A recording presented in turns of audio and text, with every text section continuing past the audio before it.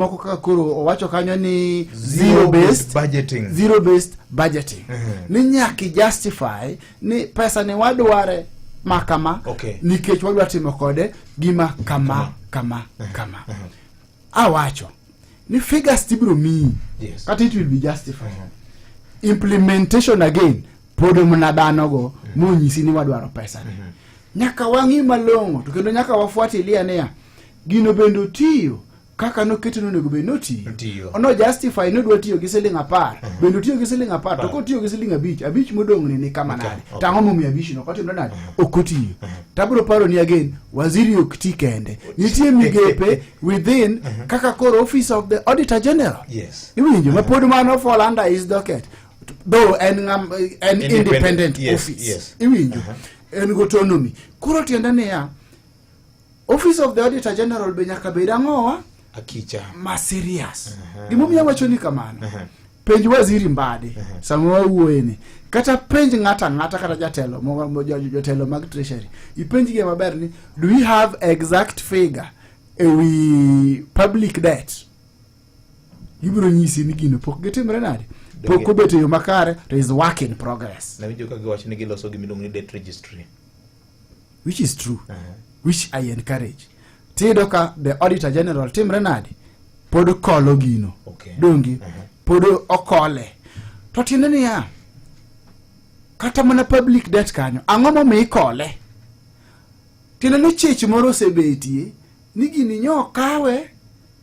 to koparno tiyo kaka natimruok nade kako kawe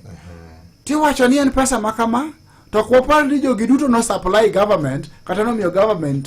supply of goods or any other service all of them samoro ntie ghost suppliers ga mani winyo ni jok moko supply hewa koro nyaka time nade nyaka hole koro in as much as owe zero based budgeting adwaro ni mondo gimage tim malongo nyaka gimi office of the auditor general teko mar kolo gigi sakasa mawacha dieri to ango mi awacho kama na wacho nabru wacho ni gimoro counties last time no pesa di 400 billion nyano no kage yudo is it 405 or 402 billion then 505 sana 405 okomedi gi ahinya tasiro wacho ni ng'igi momi asiro counties nigi reports modhiek zaidi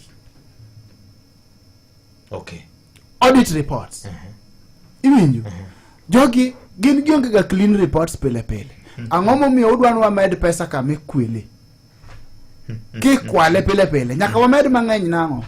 ko tende counties nyaka bed in order magi bed gi gimilongo ni financial good health kage sayudo good health from the auditor general to nyalo wacho noke counties dike tiyo maber gi pesa mane tiyo gi pesa maber ber komedu ber ko timruok nadi omedu lakini kwa vile from the office of the auditor general wange maber nigi tiyo gi pesa marach ti wuoye payroll ni waziri owacho wach payroll theft Victor corruption ma Kenya ka sana migepe te including devolved functions kaka devolved duties kaka county government payroll ne mikwalego tabro